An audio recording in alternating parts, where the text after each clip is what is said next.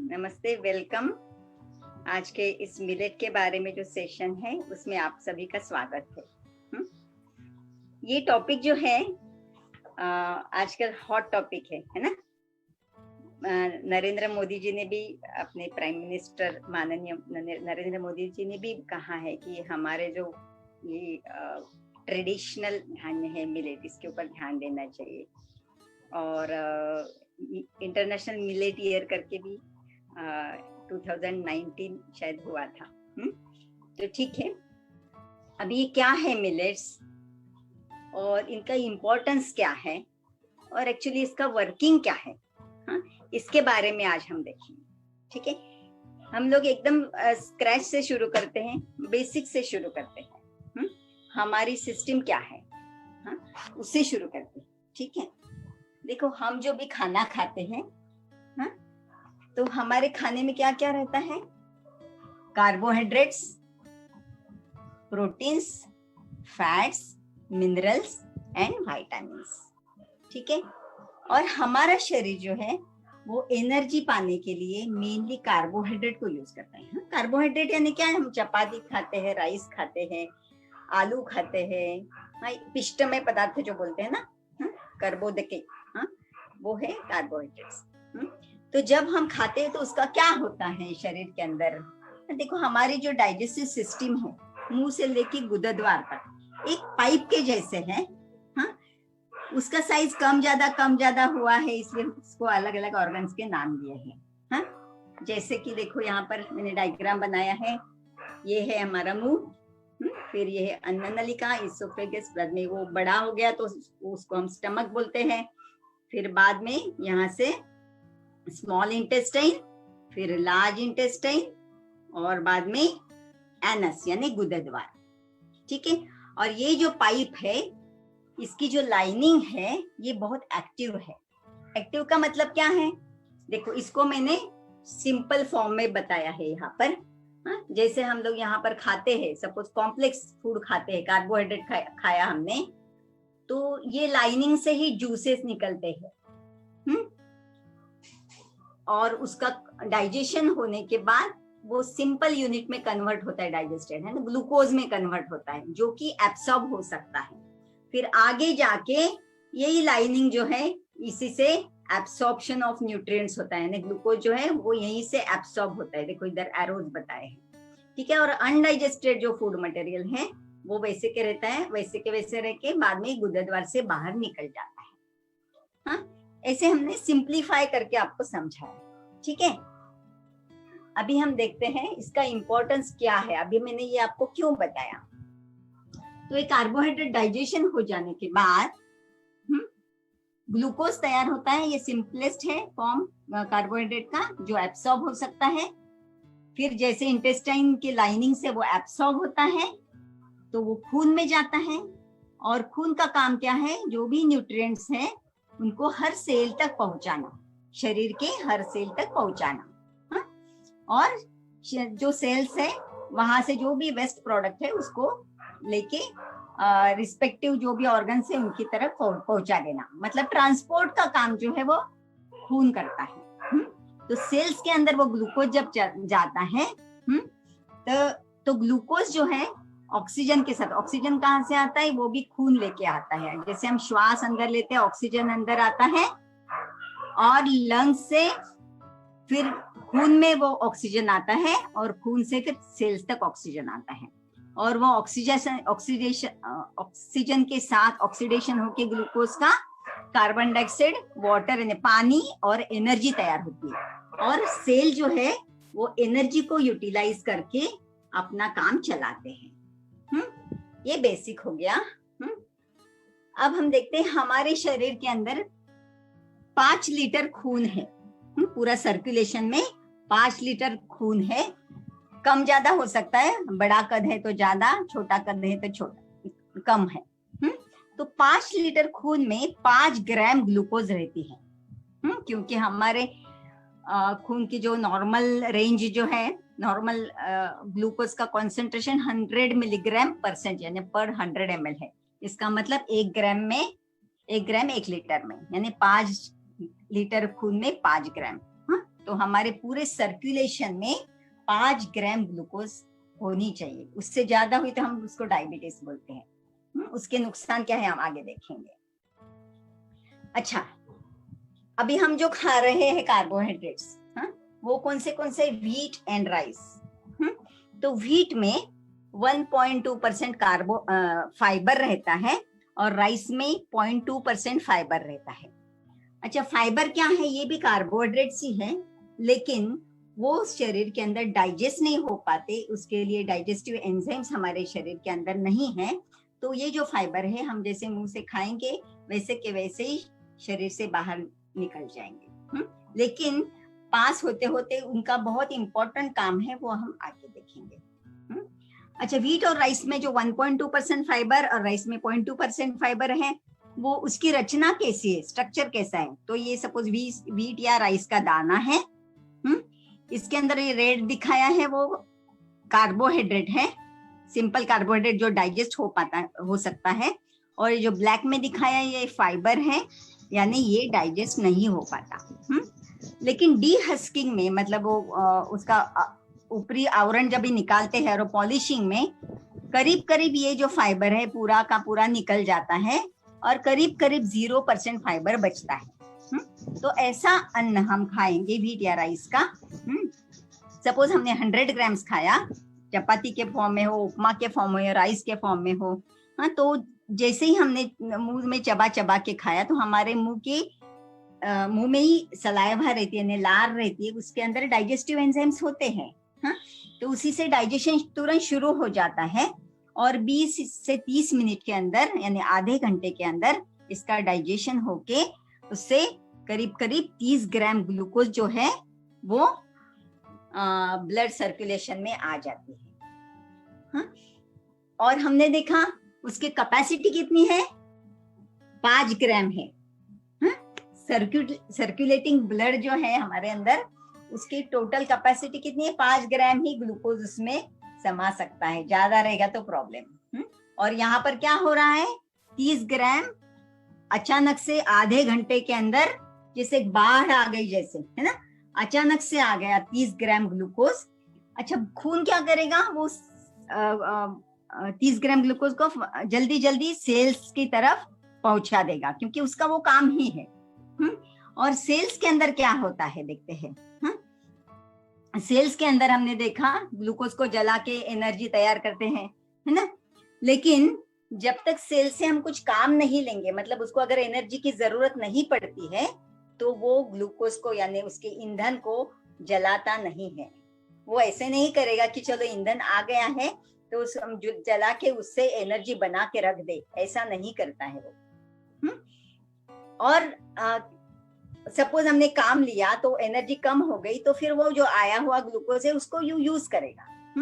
लेकिन उसका कंजम्पशन कैसे होता है देखते हैं हम लोग। 1 ग्राम ग्लूकोज जलाने के लिए हमें 15 मिनट वॉक के इक्विवेलेंट काम करना पड़ता है। 1 ग्राम ग्लूकोज जलाने के लिए 15 मिनट वॉक के इक्विवेलेंट कुछ न कुछ एक्टिविटी करनी पड़ेगी, तब जाके 1 ग्राम ग्लूकोज कम होगा। इसका मतलब हमने जो लिया है उसमें से 1 ग्राम ग्लूकोज यूज हुआ। तो सोचो आप 30 ग्राम ग्लूकोज जलाने के लिए हमको क्या क्या करना पड़ेगा। और ये इम्पॉसिबल है, क्योंकि ये सिर्फ 100 ग्राम से इतना 30 ग्राम आ रहा है। हम लोग सिर्फ इतना थोड़ी खाते हैं। उपमा खाए तो बाद में चाय भी पियेंगे, उसमें तो और शुगर है ना। फिर दोपहर में और खाएंगे। मतलब ये फिजिकली एक्चुअली इम्पॉसिबल है, प्रैक्टिकली इम्पॉसिबल है कि वो सब यूटिलाइज करें हम कुछ एक्टिविटी करके। तो फिर वे एक्स्ट्रा ग्लूकोज कहाँ चली जाती है। और एक बात है, ये जो एक्स्ट्रा ग्लूकोज है वो शरीर के लिए बहुत घातक है। क्यों घातक है? क्योंकि ग्लूकोज जो है वो बैक्टीरिया के लिए सबसे बेस्ट खाद्य है। मतलब कहीं पर भी ग्लूकोज अनयूज्ड रहेगी, तो उसके ऊपर बैक्टीरिया ग्रो होते हैं, मतलब पनपते हैं और बढ़ने लगते हैं। मतलब ऑब्वियसली आपको पता है बैक्टीरिया ग्रो होते हैं, वायरस जो भी ग्रो होते हैं, तो ऑब्वियसली हमारा शरीर सड़ने लगता है ना। हम बोलते हैं ना पस हो गया, बैक्टीरिया हो गए, वहां पर इन्फेक्शन हो गया, है ना, तो वो बढ़ने लगते हैं। तो शरीर में कहीं पर भी ग्लूकोज अनयूज शरीर रखता नहीं है, नहीं रखना चाहता है, क्योंकि खुद को सड़ाना कौन चाहेगा, है ना। तो अचानक से ये जो ग्लूकोज आ गया है खून में, हाँ, तो ये जो सेल्स तक उसने पहुंचा दिया, और सेल्स से हम उतना काम नहीं ले रहे हैं, तो सेल्स क्या करते हैं, वो राह देखेगी, फिर बाद में रिटर्न विथ थैंक्स, खून में उसको ग्लूकोज को वापस दे देती है। फिर खून खुद के पास भी नहीं रखना चाहता इतना सारा ग्लूकोज। फिर खून क्या करता है, हमारे शरीर में एक बहुत अच्छा ऑर्गन है, उसको बोलते हैं लीवर, उसको सेकंड ब्रेन भी बोलते हैं। उसमें बहुत सारी कैपेसिटीज है, तो वो जो एक्स्ट्रा ग्लूकोज जो है वो लीवर को पहुंचाई जाती है। और लीवर फिर क्या करता है, हाँ, लीवर के ये सब नॉर्मल फंक्शंस है, हाँ, वो क्या करता है, जो भी ग्लूकोज आती है उसकी तरफ, फिर उसको वो कन्वर्ट करता है ग्लाइकोजन में। ग्लाइकोजन में वो क्या है, स्टोरेज है, हाँ, मतलब सपोज हम लोग एक दिन के लिए भूखे रहे, हाँ, भूखे रहे तो हम लोग मर नहीं जाते हैं, है ना, हम लोग मरते नहीं। क्यों नहीं मरते हैं, क्योंकि ये जो ग्लाइकोजन है उसका वापस ग्लूकोज में कन्वर्जन होता है और उसके ऊपर हम जिंदा रहते हैं, हाँ। तो ये बहुत इंपॉर्टेंट फंक्शन है कि ग्लाइकोजन में कन्वर्ट हो जाना। फिर बाद में और एक्स्ट्रा आ गई ना, क्योंकि बहुत ज्यादा ग्लूकोज आ गए ना, उसकी कैपेसिटी से ज्यादा, तो ये जो एक्स्ट्रा ग्लूकोज है, मतलब वो कन्वर्ट होके ज्यादा ग्लाइकोजन, ज्यादा ग्लूकोज तो ज्यादा ग्लाइकोजन, फिर ज्यादा ग्लाइकोजन हो जाएगी। वो भी स्टोरेज का भी एक लिमिट होता है ना, तो वो ज्यादा जो ग्लाइकोजन है उसको फिर वो लीवर फैट्स में कन्वर्ट कर देता है, हाँ। ये कैसे हुआ, सपोज बहुत सारे पेपर्स पड़े हैं, तो हम क्या करेंगे, उसको फाइल अप कर देंगे, हाँ, मतलब बहुत सारे पेपर्स यानी ग्लूकोज समझो, फाइल अप कर दिया, मतलब क्या हुआ, उनको ग्लाइकोजन में कन्वर्ट किया। अच्छा, फाइलें भी बहुत ज्यादा हो गई क्योंकि पेपर्स भी बहुत ज्यादा थे, तो ज्यादा फाइलों को हम लोग बॉक्स में रख देंगे। वैसे वो ग्लाइकोजन को कुछ कन्वर्ट करके, कुछ केमिकल रिएक्शन करके फैट्स में कन्वर्ट किया जाता है, हाँ? और ये जो ग्लाइकोजन है, फैट्स है, इसके ऊपर बैक्टीरिया ग्रो नहीं हो पाते, हाँ? तो फिर वो सेफ हो जाता है, हाँ। ये जो फैट्स है, फिर फैट जाएगा कहाँ, शरीर के अंदर जो फैट्स एक्स्ट्रा तैयार हो गया है, फिर वो डिपॉजिट होने लगता है शरीर के अलग अलग अंगों के ऊपर, हाँ। हर एक का जो जैसे टेंडेंसी रहता है, किसी का यहाँ पर ज्यादा डिपॉजिट होता है, किसी का कमर पे, किसी के पैर में, हाँ, इस प्रकार से डिपॉजिट होने लगता है, फिर हम बोलते हैं उसको ओबेसिटी, हाँ? अच्छा, और भी कुछ है, जैसे ग्लूकोज को कोलेस्ट्रॉल या ट्राइग्लिसराइड में भी लीवर कन्वर्ट करता है, और ये भी शरीर के लिए एक्चुअली जरूरी है, हाँ। हमारा ब्रेन है, हमारी रिप्रोडक्टिव सिस्टम है, पूरे शरीर के हर सेल के लिए कोलेस्ट्रॉल, ट्राइग्लिसराइड बहुत जरूरी है, लेकिन बहुत ज्यादा मात्रा में होने की वजह से, एक्स्ट्रा होने की वजह से ये कोलेस्ट्रॉल, ट्राइग्लिसराइड बहुत ज्यादा मात्रा में तैयार हो जाते हैं, और इनकी टेंडेंसी क्या है, इनकी टेंडेंसी ऐसी है कि वो खून की जो वेसल्स है, यानी रक्तवाहिनियां बोलते हैं आप, जहां से खून बहती है, वो नलिकाएं जो है, इनके अंदर डिपॉजिट हो जाने की इनकी टेंडेंसी है। जैसे यहाँ पर डिपॉजिट हो गए, ठीक है, ये जब ये डिपॉजिट होते हैं, ये चिकना ही है ना, फैट्स है ना, कोलेस्ट्रॉल, ट्राइग्लिसराइड एक फैट का प्रकार है, तो यहाँ पर डिपॉजिट हो जाते हैं, इसके ऊपर और डिपोजिशन होने लगता है, जहां पर चिकनाई रहती है उसके ऊपर और कचरा जमा होने लगता है, फिर क्या होता है, धीरे धीरे ये नलिकाएं ब्लॉक होने लगती है, या फिर ये जो है, ये जो सरकमफरेंस कम हो गया, छोटा हो गया, तो यहाँ पर प्रेशर बढ़ेगा, है ना, ये जो प्रेशर बढ़ेगा तो फिर हम बोलते हैं कि चलो ब्लड प्रेशर हो गया, फिर ब्लड प्रेशर ज्यादा है तो फिर हार्ट डिसीजेस हो जाते हैं, क्योंकि हार्ट की तरफ जाने वाली नलिकाएं अगर ब्लॉक हो जाती है तो फिर हार्ट को खून नहीं पहुंचता और हार्ट अटैक आता है। ब्रेन की तरफ अगर जाने वाली नलिका ब्लॉक हो गई तो फिर पैरालिसिस या स्ट्रोक आता है ना। ब्लड प्रेशर, हार्ट और स्ट्रोक, इसकी वजह क्या है, बहुत ज्यादा मात्रा में कोलेस्ट्रॉल, ट्राइग्लिसराइड होना, फिर वो ये ब्लॉकेजेस कर देते हैं। अगर ब्लड प्रेशर को नॉर्मल करना है तो एक्चुअली क्या करना चाहिए, इनको हटा देना चाहिए, उनको साफ करना चाहिए, तो ब्लड प्रेशर नॉर्मल हो जाएगा। लेकिन हमारे पास ऐसा कुछ ब्रश है क्या कि पूरे शरीर में जो भी कैपिलरीज नलिका है सब में ब्लॉकेजेस तो सभी जगह हो जाएंगे, है ना? सिर्फ हार्ट की तरफ जो ब्लड वेसल है उसमें भी थोड़ी होने वाली है। तो ऐसा तो ब्रश हमारे पास नहीं है ना? लेकिन अभी मैं कहती हूँ ऐसा ब्रश हमारे पास है, मिलेट के रूप में है। हाँ? वो कैसे काम करता है अभी देखते हैं।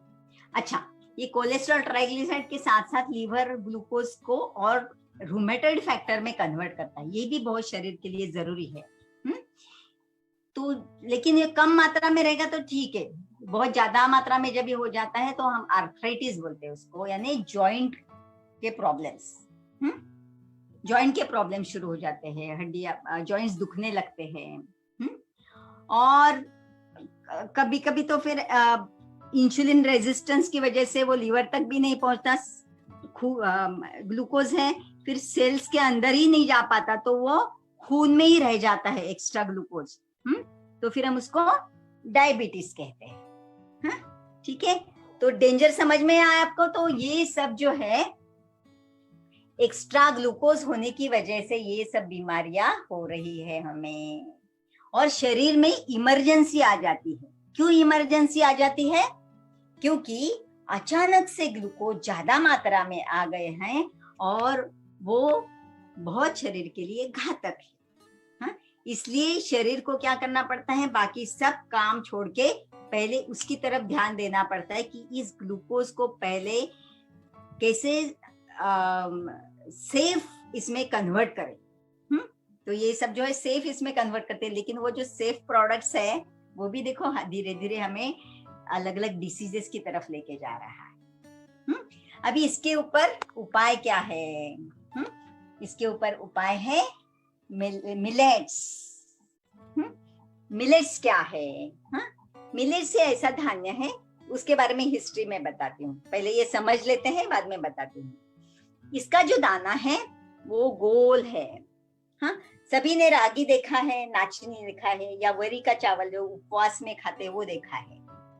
सेम वैसा ही दाना है, कलर अलग अलग है। तो उसको मिलेट्स कहते हैं या श्री धान्य कहते हैं। डॉक्टर खादरवली है, इन्होंने इसके ऊपर रिसर्च किया है। तो उन्होंने इसको नाम श्री धान्य दिया है। क्यों श्री धान्य दिया है? श्री यानी क्या? वैभव, संपत्ति। और सबसे बेस्ट संपत्ति कौन सी है? Health is wealth. तो जो धान्य हमें सबसे बेस्ट वेल्थ देता है, इसलिए उसको श्री धान्य कहा है डॉक्टर खादरवली जी ने। तो इसका स्ट्रक्चर कैसे है? सर्कुलर दाना है, और इसके बीच में से मतलब सेंटर से लेके पेरीफेरी तक कॉन्सेंट्रिक लेयर में फाइबर है। मतलब फाइबर, उसके बाद में कार्बोहाइड्रेट, फिर बाद में फाइबर, फिर कार्बोहाइड्रेट, इस प्रकार से लेयर सैंडविच जैसे है पूरे। और फाइबर भी ज्यादा मात्रा में है, ज्यादा मतलब करेक्ट मात्रा में है। ये कम मात्रा में था गेहूं और चावल में। जैसे ये जो 5 टाइप के मिलेट है ना, ब्राउन टॉप, बार्नयार्ड, लिटिल, कोडो और फॉक्सटेल, इनके ऊपर डॉक्टर खादरवली जी ने रिसर्च किया है, और हमें जो भी रिसर्च से फाइंडिंग्स आए हैं वो मैं आपको बता रही हूँ। तो ब्राउन टॉप में 12.5, बार्नयार्ड में 10, लिटिल में 10, कोडो में 9, फॉक्सटेल में 8% फाइबर होता है। और वो भी कैसा स्ट्रक्चर है? सर्कुलर, मतलब कॉन्सेंट्रिक लेयर में फाइबर और बीच बीच में कार्बोहाइड्रेट्स है। अच्छा, इसका फायदा क्या हो रहा है हमें जब हम ये खाएंगे? अब हम कंपेयर कर रहे हैं गेहूं चावल के साथ। ये अगर हम 100 ग्राम इसका उपमा खाएंगे या कुछ चपाती खाएंगे, भाकरी खाएंगे, जो भी खाएंगे, तो क्या होगा शरीर के अंदर? इसमें क्या हुआ था गेहूं चावल किसमें? वो जो रेडीमेड कार्बोहाइड्रेट था, वो रेडीमेड कार्बोहाइड्रेट खाने से तुरंत उसका डाइजेशन शुरू हो गया और पूरा का पूरा फटाफट डाइजेस्ट हो गया, और आधे घंटे में उसका 30 ग्राम ग्लूकोज कन्वर्ट होके खून में आ गया, मतलब बाढ़ आ गई, मतलब इमरजेंसी आ गई। यहाँ पर क्या हो रहा है? ये जो कार्बोहाइड्रेट्स हैं वो फाइबर की लेयर्स के साथ टाइटली बाउंड है। तो अंदर जाने के बाद अलग अलग हाइड्रोलिटिक प्रोसेसेस से सबसे पहले शरीर उसको कार्बोहाइड्रेट को फाइबर से छुड़ाता है। छुड़ाने के बाद में वो फ्री होता है डाइजेशन के लिए। हाँ, तो क्या होता है, धीरे धीरे थोड़ा थोड़ा छुड़ाते छुड़ाते वो जैसे जैसे जैसे अवेलेबल होते जाएगा वैसे वैसे ग्लूकोज में कन्वर्ट होते जाएगा। जैसे जैसे ग्लूकोज में कन्वर्ट होते जाएगा वैसे वैसे सर्कुलेशन मतलब ब्लड में आते जाएगा। तो ये कैसे आता है, 5 से 6 घंटे में 1-2 ग्राम 2-3 ग्राम इस तरीके से in regulated manner in small liquid small quantity में थोड़ा थोड़ा ग्लूकोज खून में आ जाता है। फिर खून क्या करता है, उस ग्लूकोज को सेल्स की तरफ पहुंचा देता है, और थोड़ा थोड़ा ग्लूकोज जो आया है उतना तो एक्टिविटी हम करते ही हैं, तो सेल्स में मतलब एकदम खुशी रहती है, क्योंकि जितना चाहिए उतना आया, एक्स्ट्रा बिल्कुल आया नहीं है। हाँ, तो फिर वो खून में रिटर्न भी नहीं करता है, एक्स्ट्रा नहीं है इसलिए फिर खून भी लीवर के पास एक्स्ट्रा ग्लूकोज नहीं लेके जाता है ना। फिर ये जो इमरजेंसी है नहीं आती है। फिर नो एक्स्ट्रा ग्लूकोज, फिर नो एक्स्ट्रा ग्लाइकोजन, फिर no extra fats, no obesity, no extra cholesterol, no extra triglyceride, फिर no BP, no heart, no stroke, no extra rheumatoid factor तो no arthritis, no extra glucose तो no diabetes. Simple है ना। अगर बारिश ही नहीं तो बाढ़ का सवाल ही नहीं उठता है ना। ये कैसे है, ऐसे ही है, सपोज साल में सपोज इतने इतने ml मिली जितना बारिश होना चाहिए, वो 4 महीने अगर थोड़ी थोड़ी बारिश होगी तो हमें फायदेमंद है। लेकिन उतनी ही बारिश उतना ही पानी एक साथ 2 दिन में या 4 दिन में आ जाए, हाँ, तो फिर प्रॉब्लम है, उससे फायदा होने से नुकसान ही ज्यादा है। सेम कंडीशन यहाँ पर हो रही है। हाँ? तो मिलेट्स में क्या हो रहा है, जैसे रोज थोड़ी थोड़ी बारिश हो रही जैसे है। हाँ, तो नो इमरजेंसी। अच्छा, अभी हम देखते हैं कि इसमें फाइबर का इंपॉर्टेंस क्या है। ये जो फाइबर्स है वो 2 टाइप के रहते हैं, एक सोल्यूबल एक इनसोल्यूबल। सोल्यूबल मतलब क्या, पानी में घुलने वाला। पानी में ऑब्वियसली पानी में घुलता है तो वो एब्सॉर्ब होता है इंटेस्टाइन में और वो खून में आ जाता है फाइबर। और फाइबर का काम क्या है, मॉपिंग, क्लीनिंग। हाँ, ये मैंने आपको दिखाने के लिए फाइबर लाया है। ये स्मूथ गोड जो है ना, गिलकी या उसका फाइबर है। हाँ, सूखा हुआ गिल का था ना, उसका काट के देगा, तो ये फाइबर है। तो ये अगर हम लोग यूज करेंगे तो क्या होगा, क्लीनिंग हो जाएगा ना। तो फाइबर का काम क्या है, जहां जहां जाएगा वो क्लीन करते जाएगा, कचरे को साथ उठाते उठाते लेके जाएगा। तो जो ब्लड में आ गया है फाइबर, तो ब्लड में जो फाइबर आ गया है तो वो क्या होगा, वो सब ब्लड वेसल्स में से पास होगा। और जैसे वो पास होगा, जैसे यहाँ पर देखो, हमने देखा कि यहाँ पर ब्लॉकेजेस हो गए हैं। हाँ, तो जैसे यहाँ से पास होगा तो पास होते होते वो इसको वेसल को क्लीन कर देगा, ये इस कचरे को हटा देगा ब्रश के जैसे। तो क्या होगा, पूरे, और साथ साथ ब्लड वेसल से थ्रू जाके वो सेल्स तक भी पहुंच जाएगा, तो सेल्स भी क्लीन हो जाएंगे। सब ब्लड वेसल्स, नलिकाएं भी क्लीन हो जाएगी। तो जैसे घंटा गाड़ी आती है ना, कचरे की गाड़ी, वैसे काम कर रहे हैं। एक एक बिल्डिंग से कचरा उठा के वो लेके जाके फेंक देते हैं। वैसे ही ये जो है फाइबर, वो पूरी शरीर की सब ब्लड वेसल्स जो है उनको भी साफ करता है, हर सेल को साफ कर देता है। व्हाट अ गुड आइडिया है ना, मस्त। Each cell of the body is clean and blood vessels are clean, no blockages. Yes. अच्छा, दूसरा जो है वो insoluble fiber है। हाँ, मतलब वो पानी में घुलता नहीं है।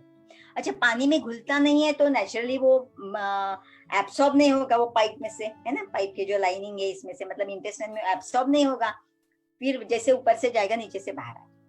लेकिन उसका इंपॉर्टेंस क्या है, हाँ, ये पूरे गैस्ट्रोइंटेस्टिनल ट्रैक्ट को क्लीन रखेगा।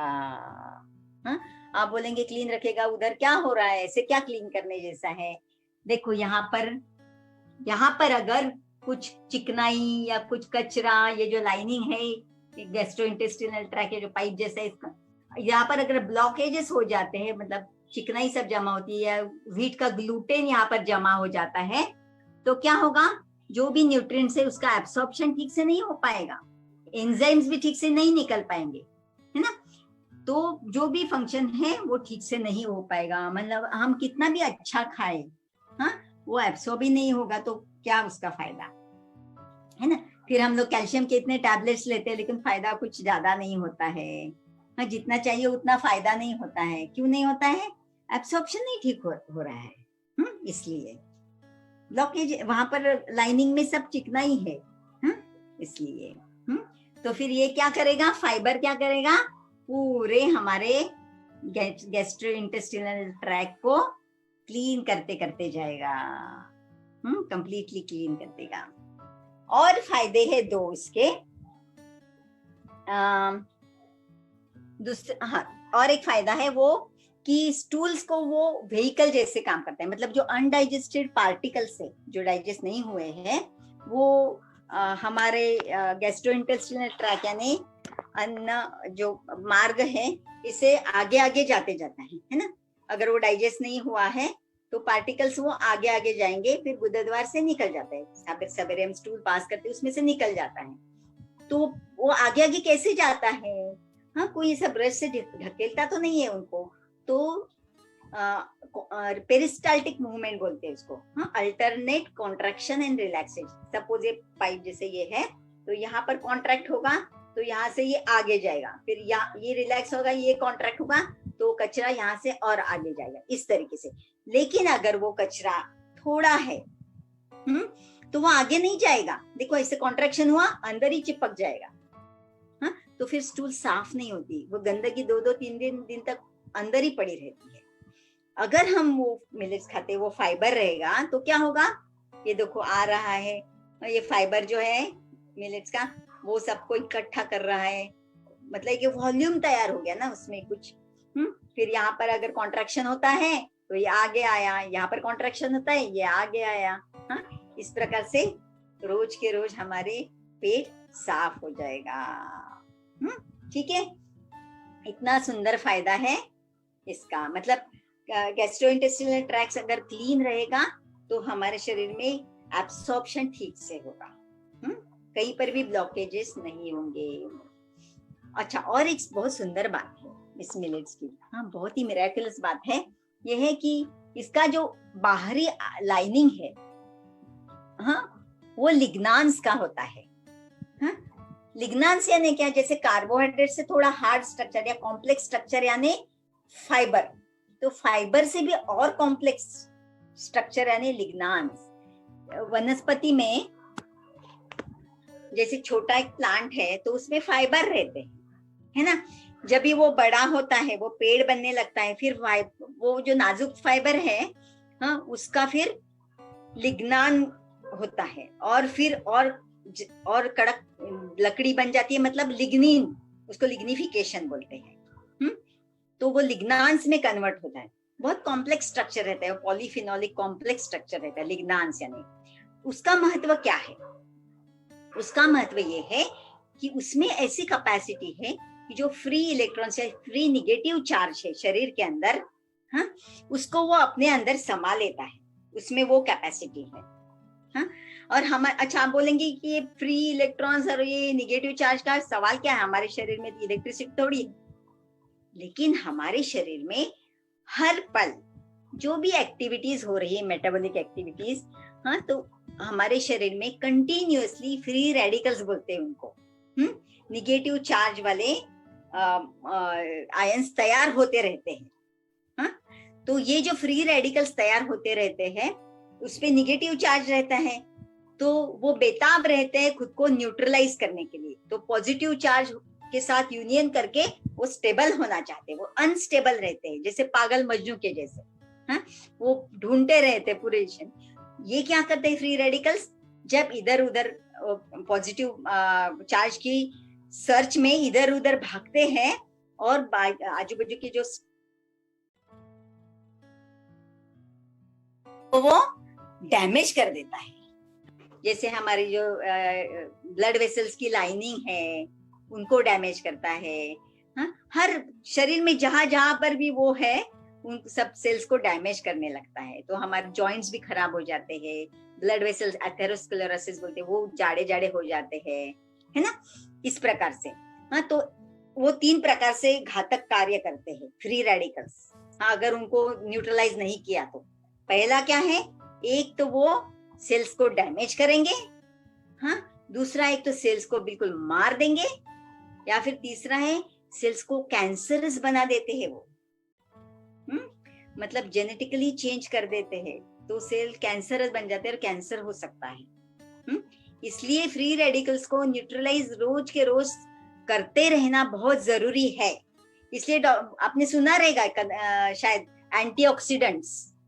एंटीऑक्सीडेंट्स क्या है, जो इन फ्री रेडिकल्स को न्यूट्रलाइज करते हैं। हाँ? तो ये जो मिलेट्स है यानी उसके जो लिग्नांस है वो क्या करते हैं, वो जो फ्री, देखो हमने देखा है पूरे शरीर में जा रहा है ये। हाँ, लिग्नांस जो है in the form of soluble form में जो है पूरे शरीर में घूम रहा है। हाँ, अगर हमने मिलेट्स खाए हैं तो घूमते घूमते हर सेल तक जहां जहां पर free radicals negative charge Majnu घूम रहे हैं ना, उनको अपने तरफ ले लेते हैं। हाँ? और लेके बाद में बाहर निकल जाते हैं। मतलब साफ सफाई, फ्री रेडिकल्स से हमारे शरीर की साफ सफाई करते रहते हैं। ठीक है। अच्छा, वो लेते हैं मतलब कैसे पता है कि एक स्पंज है सपोज। हाँ, स्पंज के ऊपर आपने थोड़ा पानी डाला तो उस स्पंज से नीचे नहीं गिरेगा। क्यों नहीं नीचे गिरेगा? क्योंकि स्पंज के अंदर एक कैपेसिटी है कि जो अपने अंदर वो पानी को सोक करके रख सकते हैं। वैसे ही ये लिग्नांस है। हाँ? वो निगेटिव चार्ज को अंदर समा सकते हैं एक लिमिट तक और फिर बाहर निकाल देते। जैसे लकड़ी है ना, लकड़ी के ऊपर आप खड़े रहोगे, लाइव वायर को हाथ लगाओगे तो आपको शॉक नहीं बैठेगा। क्यों नहीं बैठेगा? वहां से जो निगेटिव चार्ज है वो हमारे शरीर से पास होते होते होते होते फिर जो मैं स्टूल पे खड़ी हूँ स्टूल तक जाएगा। स्टूल मतलब लकड़ी का पार्ट या स्टूल जो भी है, और वो लकड़ी में से आगे नहीं जाएगा। जैसे स्पंज उसको पानी को एब्सॉर्ब कर रहा है वैसे वो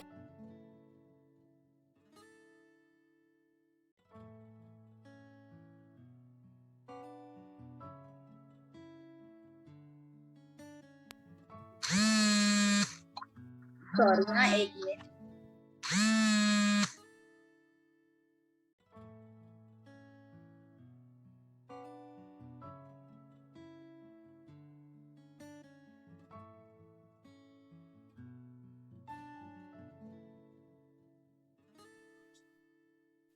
हाँ सॉरी, हाँ कहाँ थे हम? हाँ, तो सब निगेटिव चार्ज को वो क्या करते हैं, खुद के अंदर समा के बाद में इसको डिस्पोज ऑफ करते हैं। तो उसके फायदे क्या हैं? हमारी एजिंग स्लो होगी। हाँ? एजिंग क्यों होती है हमारी? क्योंकि हमारे सेल्स डैमेज होते रहते हैं, इसलिए हमारी एजिंग होती है। तो हमारी एजिंग धीरे धीरे होगी, कैंसर से हमें डर नहीं रहेगा ज्यादा। और क्या होगा, हमारे सेल्स इंटैक्ट रहेंगे। हाँ? यानी हेल्दी रहेंगे। यस, आपको सुनाई दे रहा है सबको? कोई तो भी थोड़ा आंसर दो। हाँ जी। हाँ, ठीक है, ओके। क्लियर। ओके। हाँ, तो ये है बात लिग्नांस की। तो ये जो मिलेट्स है आपने देखा हमारे शरीर के लिए कितने फायदेमंद है। हाँ? तो ये जो मिलेट्स है उनका थोड़ा हिस्ट्री बताती हूँ। ये कुछ नए नहीं है। हाँ? 100-150 साल पहले पूरी दुनिया में सब लोग यही धान्य खाते थे। सब लोग चावल और व्हीट नहीं खाते थे, यही धान्य खाते थे। और 100-150 साल पहले ये जो है ना डायबिटीज है, हार्ट का प्रॉब्लम, ये सब जो हेल्थ प्रॉब्लम्स है ना, लाखों करोड़ों में एक को होता था। और आज हम देख रहे हैं इन सब जो प्रॉब्लम्स है इनका स्टैटिस्टिकल डाटा देखेंगे तो 30% के करीब उनका हो गया है। मतलब 100 में 30 लोगों को डायबिटीज या बीपी ये सब प्रॉब्लम्स हो रहे हैं। इवन कैंसर भी 14-15% से आगे आगे जा रहा है। तो ये क्यों बढ़ रहा है? क्योंकि हम ये व्हीट और राइस खा रहे हैं और शरीर को हमेशा इमरजेंसी में डाल रहे हैं, ताकि शरीर का जो नॉर्मल फंक्शनिंग है, खुद को हेल्दी रखना, हाँ, वो शरीर नहीं कर पा रहा है। ठीक है, अभी देखते हैं हम लोग ये जो अलग टाइप के मिलेट्स है, डॉक्टर खादरवली जी ने इसके ऊपर रिसर्च किया है 20-25 साल तक और अपने पेशेंट्स के ऊपर उसका प्रयोग किया है। तो उन्होंने क्या पाया है, तो ये जो अलग अलग मिलेट्स है उनमें जो स्ट्रक्चर अलग है, हाँ, तो कुछ मिलेट्स कुछ डिसीजेस के ऊपर ज्यादा अच्छे से काम करते हैं, मतलब ज्यादा जल्दी उनको ठीक कर देते हैं। अच्छा, ये जो ग्रेन्स है, हाँ, इनको डॉक्टर खादरवली ने 3 इसमें डिवाइड किया है। पहला है निगेटिव ग्रेन्स, तो व्हीट और राइस हमने देखा निगेटिव ग्रेन्स है, क्योंकि निगेटिव हम लोग व्हीट और राइस खाते रहेंगे तो क्या होगा, हमारी हेल्थ जो है वो निगेटिव डोमेन में चली जाएगी, मतलब हम धीरे धीरे डिसीजेस होने लगेंगे हमें जो हम अभी देख रहे हैं, है ना। 100-150 साल पहले इतने अच्छे थे हम लोग, अभी 2-3 पीढ़ियां हो गई है, तो एक एक पीढ़ी हम लोग और कमजोर होते जा रहे हैं, है ना। तो निगेटिव ग्रेन्स हो गए, फिर ज्वारी, बाजरी, नाचनी, ये जो है सब, वो सब जो है उनको न्यूट्रल ग्रेन्स कहा जाता है। हाँ, न्यूट्रल ग्रेन्स क्यों कहा जाता है, क्योंकि उनमें फाइबर का परसेंटेज जो है 2-5%, हाँ, और 2-5% जो फाइबर का परसेंटेज है, इसकी वजह से हम जब ये सब ग्रेन्स खाएंगे, कौन से ज्वारी, बाजरी, नाचनी, वरी, राजगिरा, किनोआ, कॉर्न, ये सब न्यूट्रल ग्रेन्स जब भी हम खाते हैं, तब हमारा जो शरीर है, हाँ, वो ना तो निगेटिव में जाता है ना पॉजिटिव में जाता है। जहां हम हेल्थ वाइज जो कंडीशन में रहते हैं, उसी कंडीशन में हम रहते हैं, हाँ। तो नेचुरली अगर हमें अभी हमारा इतना बैकलॉग है प्रॉब्लम्स का, एक मिनट, अच्छा, अगर हम पॉजिटिव न्यूट्रल ग्रेन्स खाते हैं तो हम जो कंडीशन में उसी कंडीशन में रहेंगे, लेकिन अभी हमारे पास कितना सारा बैकलॉग है ना। इतने साल से हम व्हीट राइस खाते आ रहे हैं और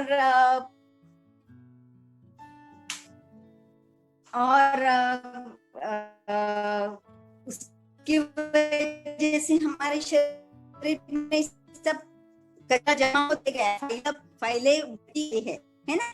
तो हमें पहले वो उनको खाना पड़ेगा। हाँ, पॉजिटिव ग्रेन्स कौन से हैं, हमने जो देखा ब्राउन टॉप मिलेट, ये जो 5 टाइप के मैंने बताए, वो पॉजिटिव ग्रेन्स है। हाँ, तो हमने देखा, अभी मैंने पूरा समझाया कि धीरे धीरे शरीर के अंदर हर सेल क्लीन होते जाता है। और जैसे जैसे हम खाते जाते हैं, करीबन 1-2 साल के अंदर हमारे शरीर की काफी साफ सफाई हो जाती है। हाँ, तो काफी मतलब डॉक्टर खादरवली का ऑब्जर्वेशन ऐसा है कि करीब करीब सभी रोगों से हमें नियर बाय मुक्ति हो जाती है, ऐसा उनका अनुभव है। हाँ, ठीक है, तो आप भी आजमा सकते हो इसको। ठीक है, अभी हम इसकी थोड़ी हिस्ट्री देखते हैं। हाँ, हिस्ट्री ऐसे है, 100-150 साल पहले ये यूज कर रहे थे, फिर राइस और व्हीट के क्यों यूज करना शुरू हो गया, है ना। हमें मन में ये सवाल आ सकता है कि अरे फिर यही कंटिन्यू क्यों गया, फिर राइस व्हीट खाने की किसने जबरदस्ती की थी। तो इस बात हुई कि सेकेंड वर्ल्ड वॉर के बाद में क्या हुआ, लोगों ने ऐसे पाया, मतलब तब तक है ना ट्रांसपोर्टेशन थोड़ा बढ़ने लगा था, और इवन केमिस्ट्री में भी काफी तरक्की हो रही थी। तो उन्होंने क्या पाया, लोगों ने क्या पाया, साइंटिस्ट ने बोलो जो भी है ऑब्जर्वेशन करने वाले, उन्होंने क्या पाया कि जो फ्यूल जहां पर बॉम्ब गिरता है वहां पर पहले तो जो घास है वो जल जाती है, लेकिन उसके बाद में जब भी बारिश आती है तो वो अच्छी उगती है। हाँ, तो उन्होंने वो जो सब्सटेंस है, नाइट्रोजनस सब्सटेंस है, उसको अलग किया और उसको फर्टिलाइजर करके यूज किया। तो फर्टिलाइजर ऑब्वियसली प्लांट को देंगे, प्लांट अच्छे से ग्रो हो जाते हैं, तो थ्रू पानी ही देना पड़ेगा, है ना। प्लांट तो ऐसे कुछ हमारे जैसे खाते नहीं है। हाँ, तो जो पानी के थ्रू दिया जाता है, ऐसे ही क्रॉप्स में वो फायदेमंद था, है ना। जो पानी के ऊपर डिपेंडेंट है ऐसे। हाँ, और व्हीट और राइस पानी के ऊपर डिपेंडेंट पानी ये है, प्लांट्स है। और ये जो मिलेट्स है वो वाटर इंडिपेंडेंट है। हाँ, उनको C4 प्लांट्स बोलते हैं। मतलब ऐसा है कि उनको कितना भी ज्यादा पानी दो या ज्यादा फर्टिलाइजर दो, उनकी यील्ड जो है, उनकी फसल उतनी की उतनी ही होने वाली। और वो ड्रॉट रेजिस्टेंट है, टेम्परेचर टॉलरेंट है। मतलब 40 डिग्रीज में भी वो अच्छे से ग्रो हो सकते हैं। हाँ, तो जहां पर बहुत कम बारिश है, हाँ, निग्लिजिबल बारिश है, हाँ, वहां पर भी ये मिलेट्स अच्छे से ग्रो करते हैं। और इसके दाखले है ना पुराने इसमें दिए हैं। मतलब बाइबल में उसका जिक्र आया है कि जीसस क्राइस्ट जब भी घूम रहे थे तभी वो ऐसे ग्रेन्स के ऊपर जीते थे कि जो सिर्फ मिस्ट के ऊपर 3 महीने में आ जाती है वो फसल। हाँ, तो ऐसी फसल कौन सी है? ब्राउन टॉप मिलेट है। हाँ? बाकी ये राइस और व्हीट तो 3 इतने कम पानी में सिर्फ मिस्ट के ऊपर तो आ ही नहीं सकते। कंपैरिजन करना है ना, तो 1 किलो मिलेट को पूरा हाथ में आने के लिए पूरा पानी कितना लगता है? 200 से 300 लीटर सिर्फ पानी लगता है। और 1 किलो राइस या व्हीट या शुगर हाथ में आने के लिए 10,000 से 20,000 लीटर पानी लगता है। मतलब मैं तो बोलती हूँ नॉन कंपेरेबल है। तो अगर पूरी दुनिया में हम सब अगर मिलेट्स खाने लगे, हाँ, तो क्या होगा? ये पानी का प्रॉब्लम तो ऑटोमेटिकली ऐसे ही सॉल्व हो जाएगा और हमारी हेल्थ भी अच्छी रहेगी, है ना? तो कितना फायदा है। और जो भी जहाँ पर भी पानी की बहुत कमी है वहां पर भी फार्मर्स अच्छे से मिलेट्स को ग्रो कर सकते हैं। और एक बहुत इंटरेस्टिंग बात ऐसी है कि फर्टिलाइजर इनको देना नहीं पड़ता है। हाँ, क्योंकि ये वाटर इंडिपेंडेंट प्लांट है ना, जैसे एकदम नेचुरल। हाँ, तो उनको फर्टिलाइजर नहीं देना पड़ता है। तो फर्टिलाइजर नहीं देंगे तो अननेसेसरीली जो वीड्स है वो ग्रो नहीं होंगे, है ना? तो वीडीसाइड नहीं देना पड़ता है। हाँ, और फर्टिलाइजर नहीं देंगे तो खुद के बलबूते पर वो जीते हैं।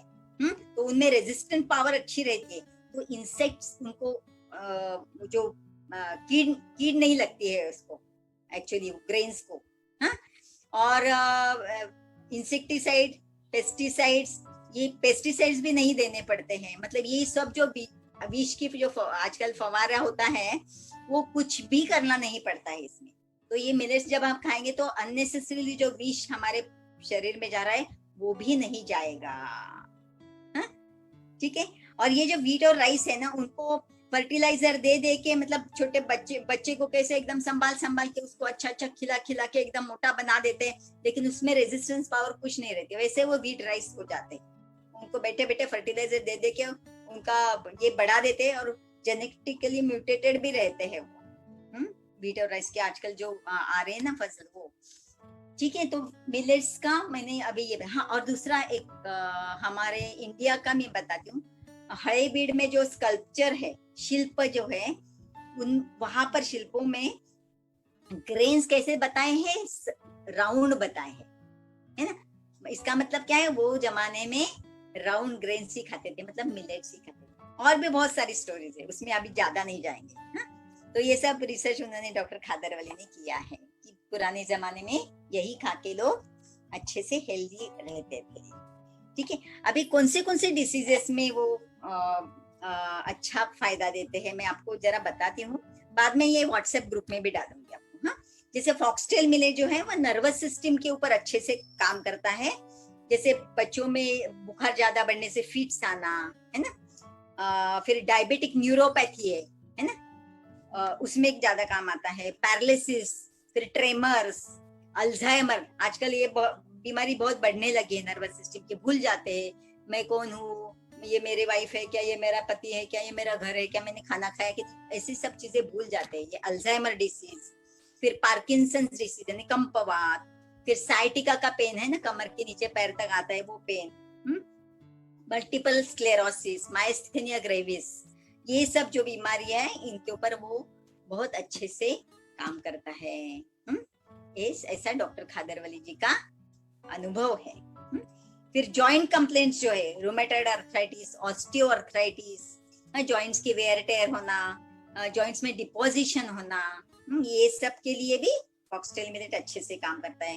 फिर रेस्पिरेटरी डिसीजेस है, अस्थमा है, ब्रोंकाइटिस है, ट्यूबरकुलोसिस है, फिर आजकल कोरोना कोविड, ये भी रेस्पिरेटरी इसमें ज्यादा अटैक करता है ना पहले, तो ये सब जो रेस्पिरेटरी सिस्टम है इसके ऊपर फॉक्सटेल मिलेट अच्छे से काम करता है।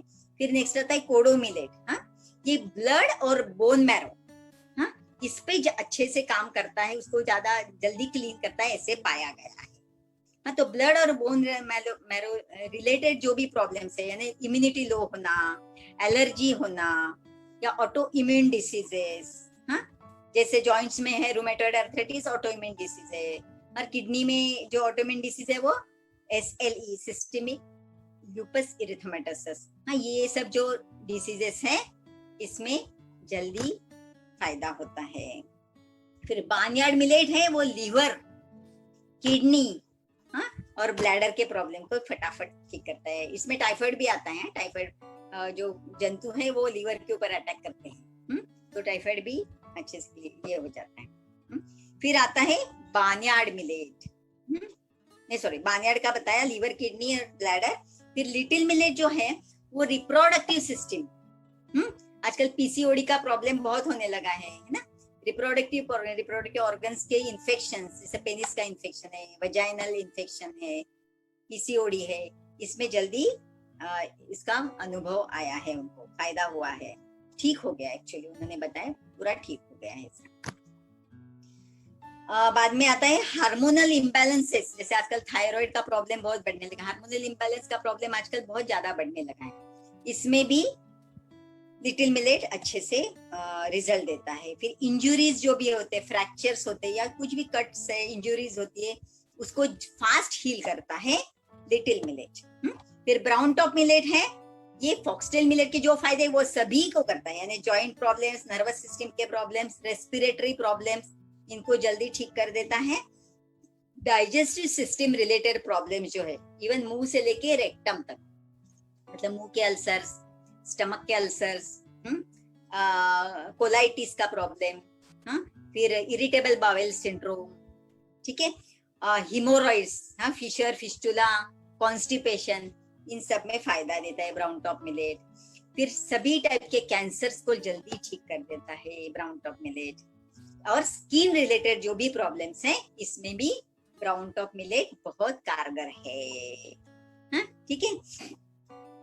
अभी हम देखते हैं कि डिसीजेस हो गया, अच्छा कैसे खाना है इसको, हाँ, तो ये अलग देखो, हर एक का अलग अलग स्पेशलिटी है, तो ऑब्वियसली हर एक ग्रेन को अलग अलग से खाएंगे तो अच्छा फायदा मिलता है। तो ये जो 5 टाइप के जो मिलेट्स हैं उनको अलग अलग से खाना है, मतलब आज सपोज मैंने ब्राउन टॉप मिलेट खाया तो सवेरे, दोपहर को, शाम को, हाँ, ब्राउन टॉप ही खाऊंगी, कल भी ब्राउन टॉप ही खाऊंगी मैं, फिर परसों दूसरा खाऊंगी, बार्नयार्ड खाऊंगी, फिर उसके बाद में लिटिल, ऐसे टर्न बाय टर्न 5 मिलेट हम खाएंगे तो पूरी सिस्टम रूटीनली क्लीन होते रहेगी।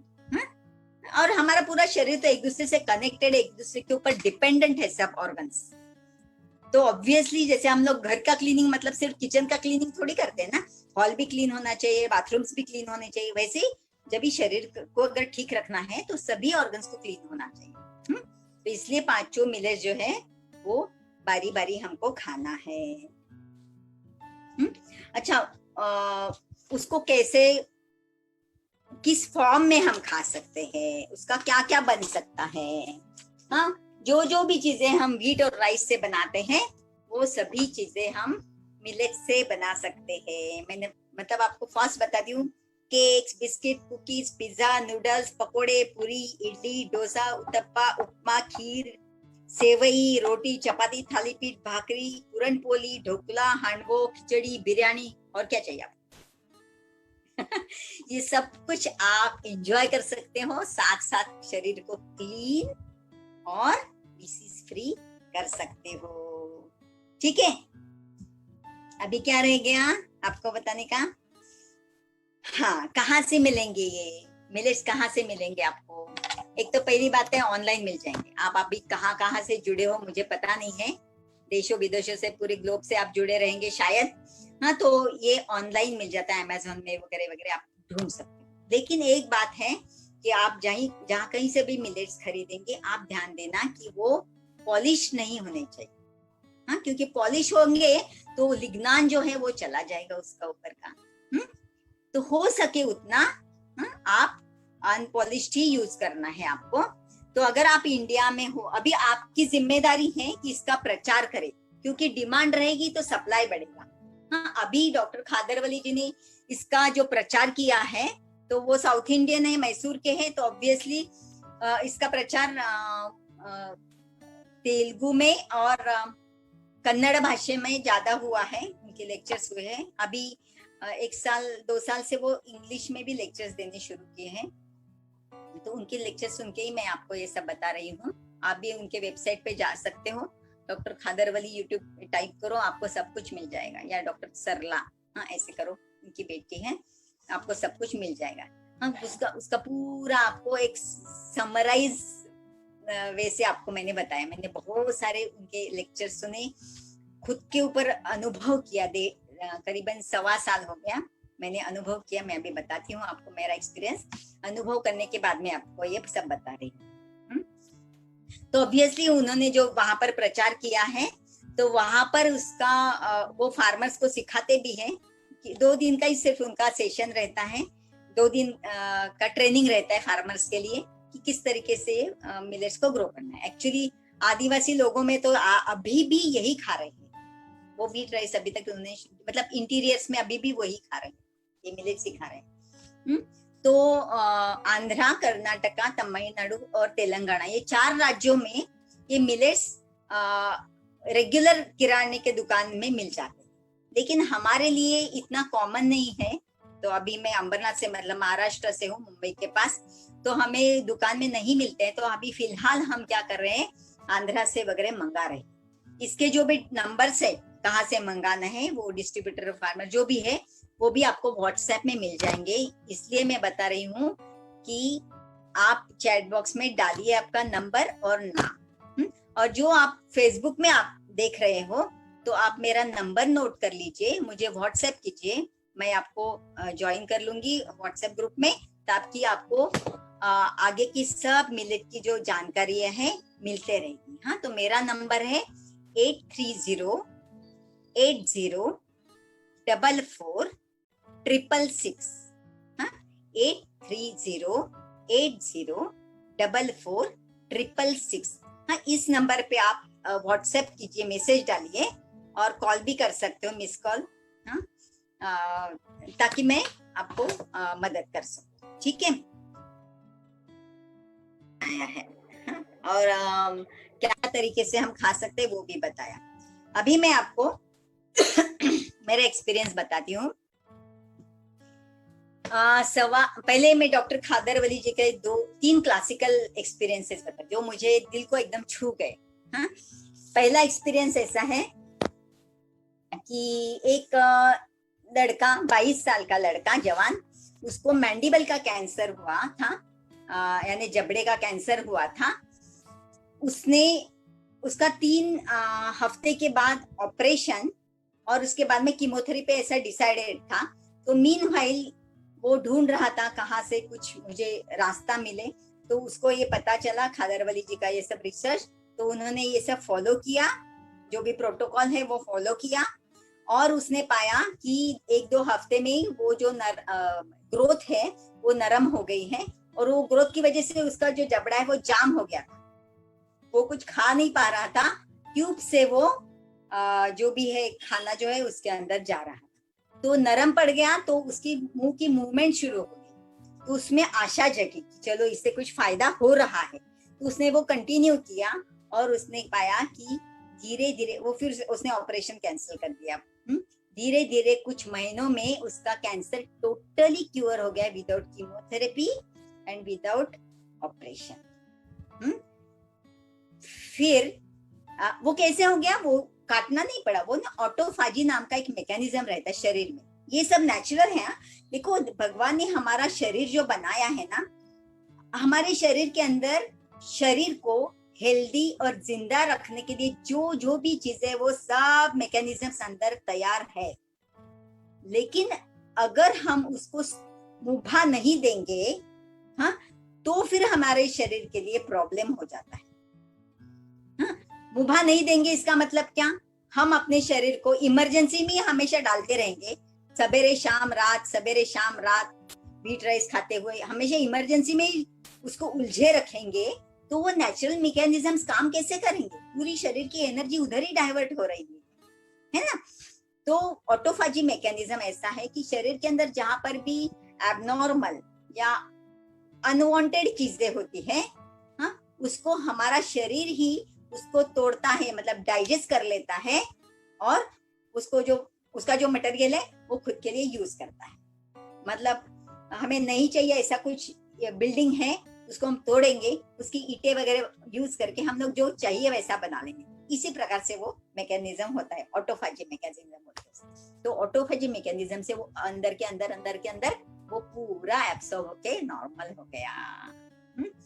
अभी दूसरा एग्जांपल, दूसरा एग्जांपल ऐसा है कि मैसूर में एक लड़के ने पेस्टिसाइड पी लिया था सुसाइड करने के लिए, तो वो जो विष है पूरे शरीर के अंदर चला गया।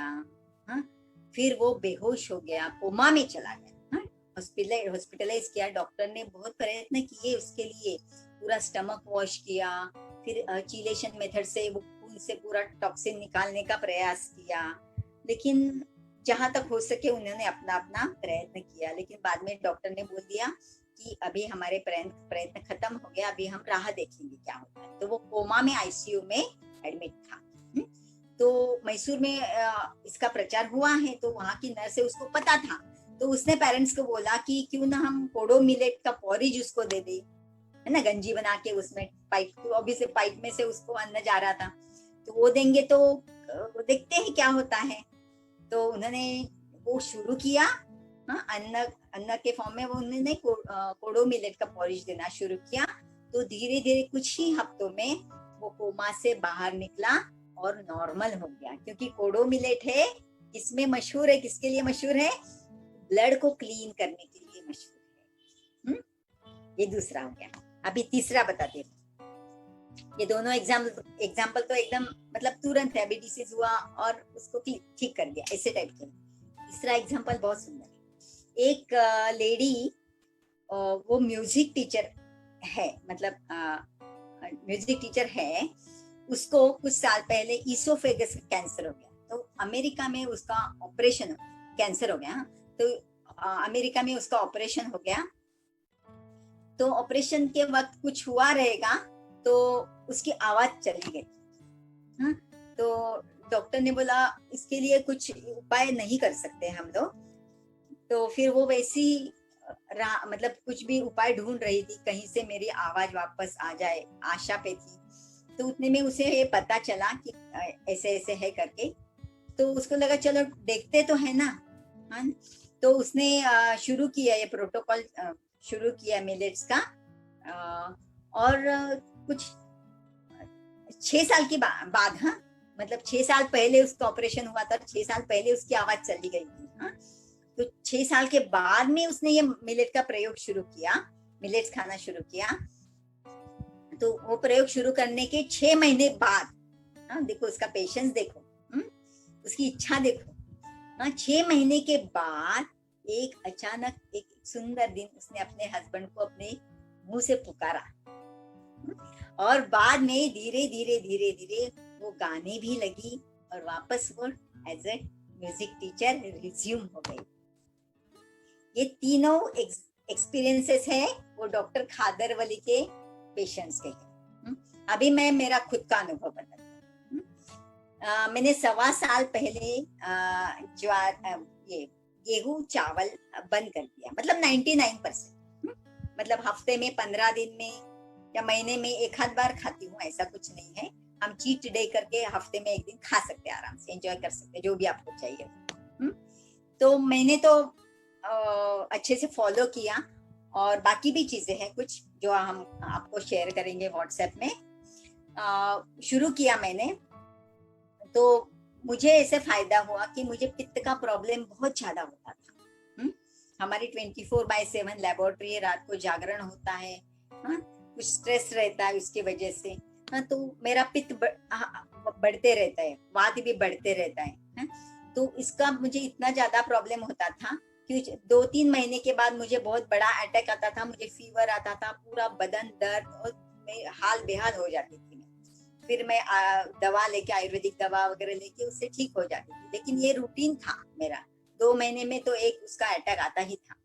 तो जैसे ये मिलेट्स मैंने शुरू किए, तो पहले तो 1-2 महीने के बाद मुझे इतना फायदा नहीं लगा, मतलब हल्का हल्का लगने लगा, लेकिन ऐसे दिखने जैसे नहीं लगा।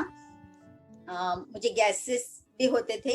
तो मेरा भाग्य ऐसे था कि डॉक्टर खादरवली से रूबरू मेरा मिलना हुआ और 2-3 घंटे में उनके साथ थी। तो उनसे मैंने पूछा कि मैं 2 महीने से मिलेट खा रही हूँ, लेकिन मुझे इतना प्रॉब्लम हो रहा है, गैस का इतना प्रॉब्लम हो रहा है। तभी उन्होंने बोला आपका एज क्या है? मैंने बोला 57। बोले आपने कितने महीने से शुरू किया? मैंने बोला 2 महीने हो गए। बोले थोड़ा उसको, शरीर को थोड़ा समय तो दो ठीक होने के लिए। हाँ, मैंने बोला हाँ ठीक है, मैं तो करने ही वाली हूँ, लेकिन आप मिले इसलिए मैंने आपको पूछ लिया। तो मैंने बोला ठीक है, मैं रिलीजियसली मैं फॉलो करते गई। तो अभी 1.25 साल हो गए। अभी ये मेरा पित्त का प्रॉब्लम बहुत कम हो गया, मतलब सीवियरिटी। अभी तो फीवर नहीं आता है वो अटैक में, मुझे पूरा जो मैं हाल बेहाल होती थी वो नहीं होता है।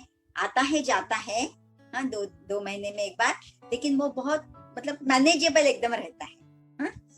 और मैं देखती हूँ और 1 साल के बाद क्या होता है। मैं वापस फेसबुक लाइव में आ जाऊंगी, 1 साल के बाद मैं आपको बताऊंगी क्या फर्क हुआ है। और एक दूसरा मुझे फायदा महसूस हुआ, वो ये कि मैं पहले जैसे लंजेस करते हैं ना, या साइकिलिंग करते हैं, हाँ?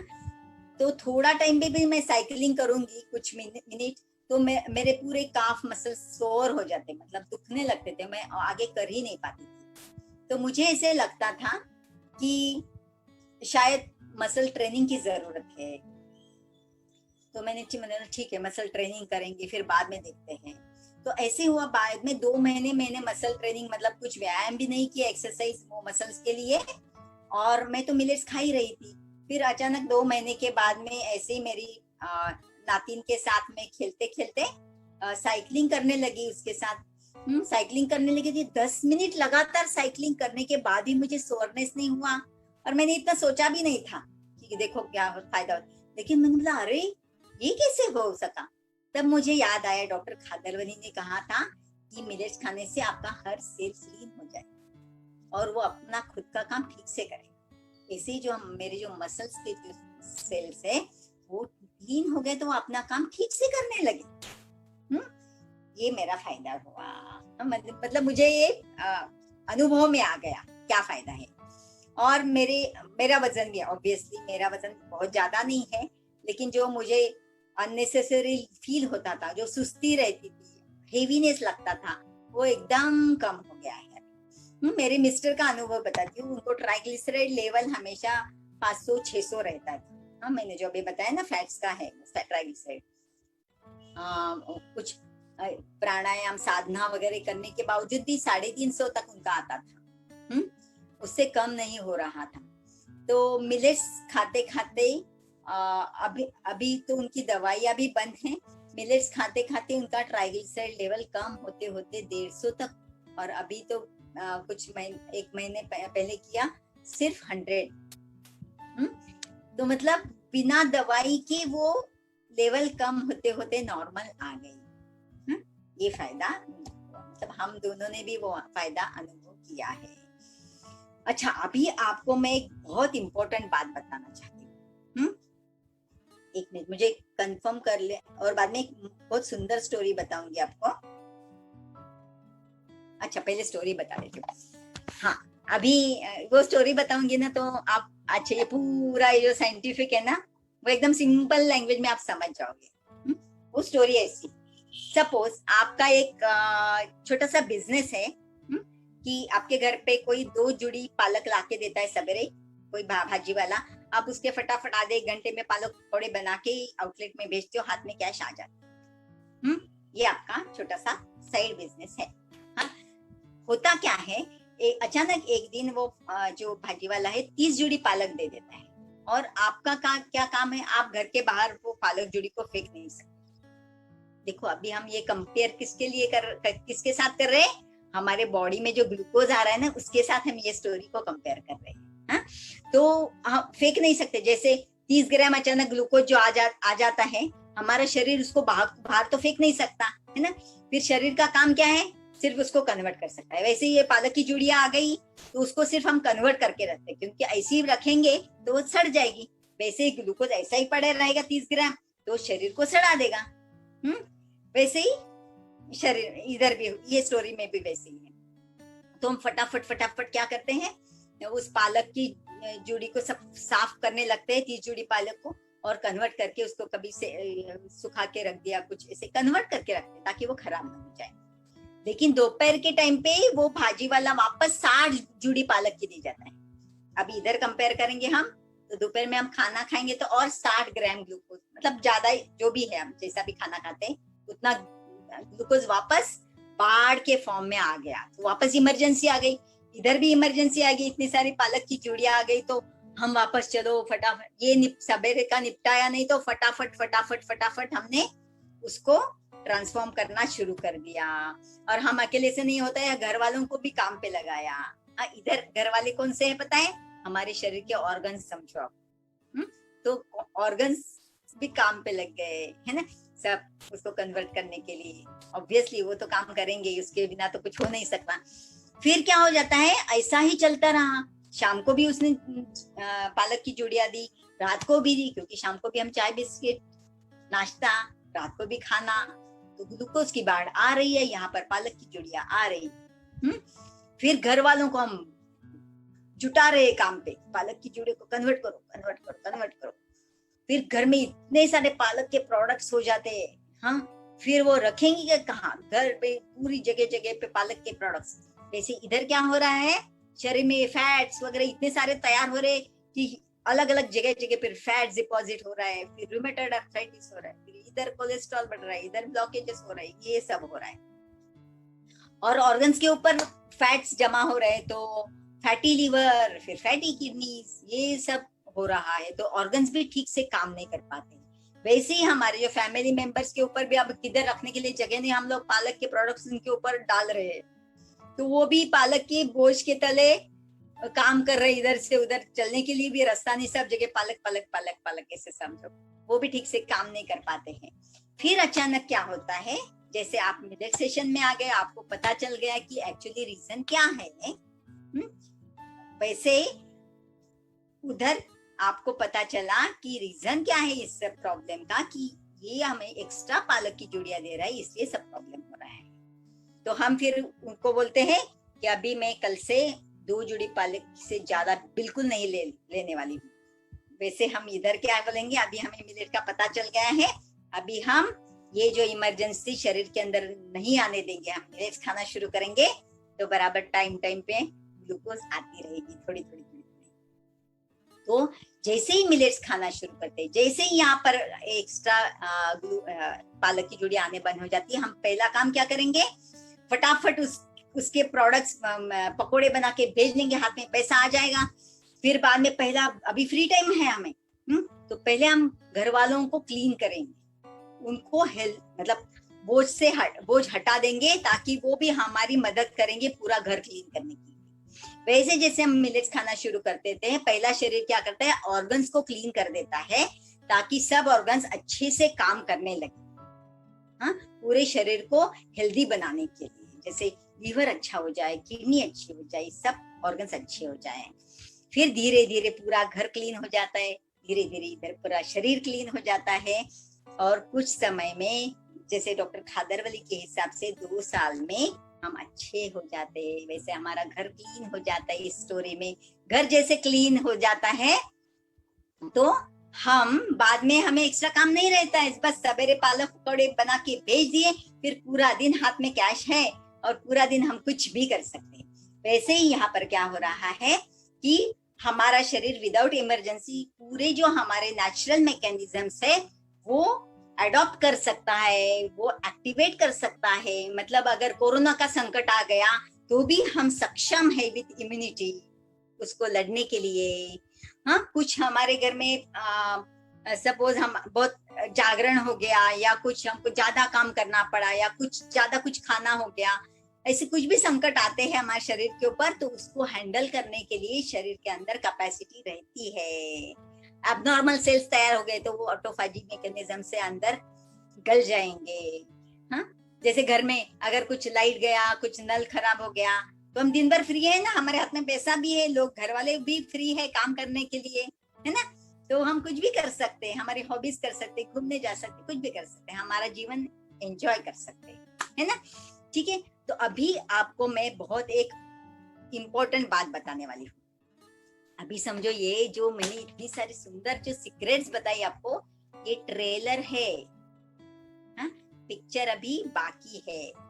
अभी पिक्चर क्या है वो मैं बताती हूँ, एकदम रहस्य खोलती हूँ आपके लिए।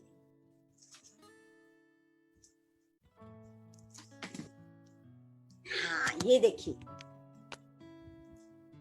हमारी जो हेल्थ है, हाँ, ये इतने सारे फैक्टर्स के ऊपर डिपेंड करती है। कौन सा? पहला है माइंड, यानी हमारा पॉजिटिव माइंड, हाँ, सेंटर्ड माइंड, हाँ, शांत मन, खुश मन, हाँ, पॉजिटिव मन, ये जो है ये होना अगर है, हाँ, तो हमारी हेल्थ अच्छी रहती है। अगर हम डर जाते हैं, जैसे आजकल कोरोना से सब लोग डर रहे हैं, तो डर की वजह से हमारी इम्यूनिटी डाउन हो जाती है, और फिर क्या हो जाता है, इम्यूनिटी डाउन होगी तो कोई भी बैक्टीरिया वायरस हमें अटैक कर सकता है।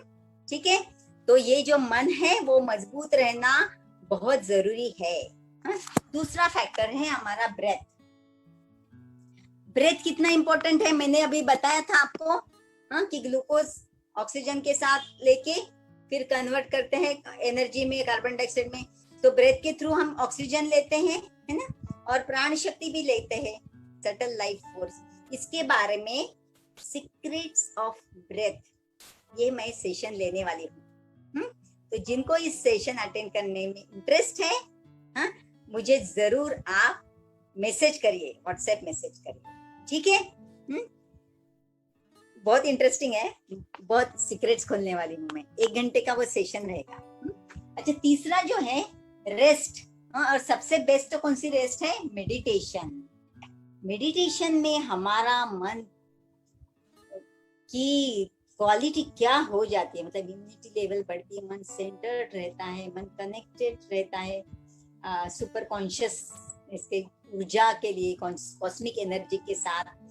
और आधे घंटे का मेडिटेशन हमें 3 घंटे की स्लीप, साउंड स्लीप के जितना रेस्ट देती है।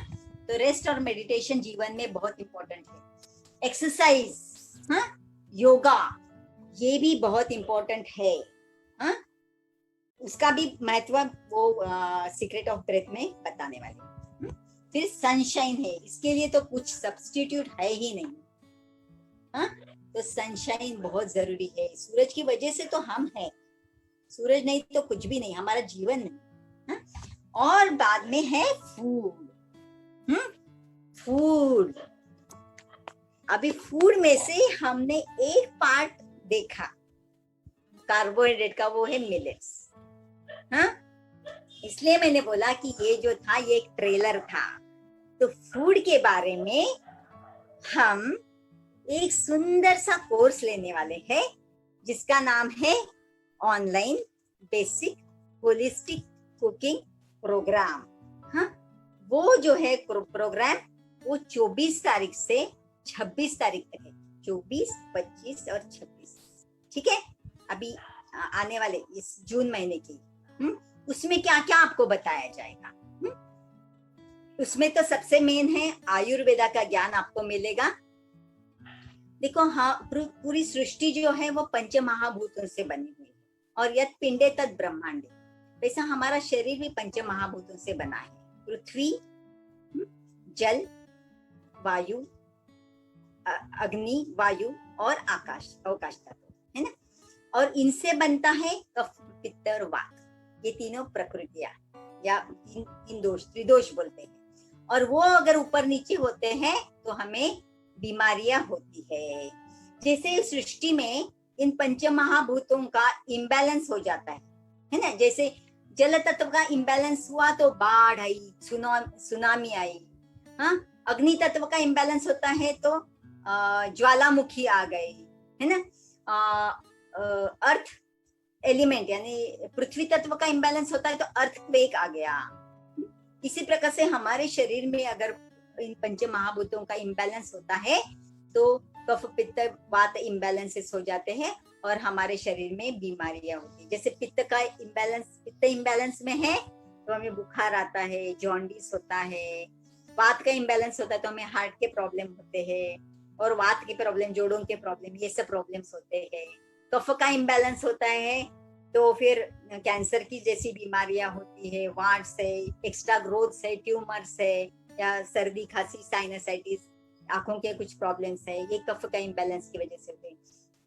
तो ये सब जो ज्ञान है आयुर्वेदा का सिंपल वे में आपको इस कोर्स में सिखाया जाएगा कि ये इम्बैलेंसेस को कैसे हम कंट्रोल में रख सकते हैं।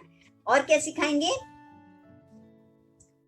खाना बनाने का सही तरीका, क्योंकि हम कितना भी मार्केट से ना महंगी चीजें लेके आते हैं, लेकिन गलत तरीके से उनको पका के गलत तरीके से खाएंगे, गलत टाइम पे खाएंगे, गलत सीजन में गलत चीजें खाएंगे तो वो शरीर को कभी कभी फायदा नहीं नुकसान पहुंचाता है।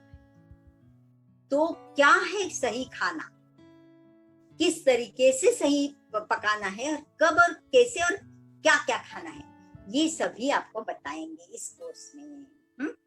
फिर कफ पित्त वात को बैलेंस करने के लिए कौन सा डाइट है। पित्त का प्रॉब्लम हुआ है आपको तो क्या खाना चाहिए, वो वैसे कफ का वात का प्रॉब्लम हुआ तो क्या खाना चाहिए। फिर कौन से टेस्ट है, 6 प्रकार के हमारे टेस्ट है ना, मीठा, खारा। जो टेस्ट है, टेस्ट का भी हमारे शरीर के ऊपर प्रभाव पड़ता है और उसके ऊपर भी कफ पित्त वात का बैलेंस डिपेंड करता है। तो वो टेस्ट के बारे में भी आपको बताया जाएगा कि कौन सा टेस्ट का खाने से हमारा पित्त नॉर्मल हो सकता है। इस प्रकार से पित्त यानी एसिडिटी। आजकल एसिडिटी का बहुत प्रॉब्लम है। फिर कौन से टाइप के फूड है, उसका मन के ऊपर कैसे असर होता है। मतलब हमें क्रोध आता है, हमें चिंता होती है, हमें डर लगता है, इसका मतलब क्या है, वात बढ़ गया। मतलब अलग अलग टाइप का जो फूड है, सात्विक राजसिक तामसिक, उसके भी अंदर कुछ कुछ जो चीजें हैं वो सब बताएंगे और उसका मन के ऊपर असर जो होता है वो क्या है, उसको कैसे हम लोग नलीफाई कर सकते हैं वो भी बताएंगे।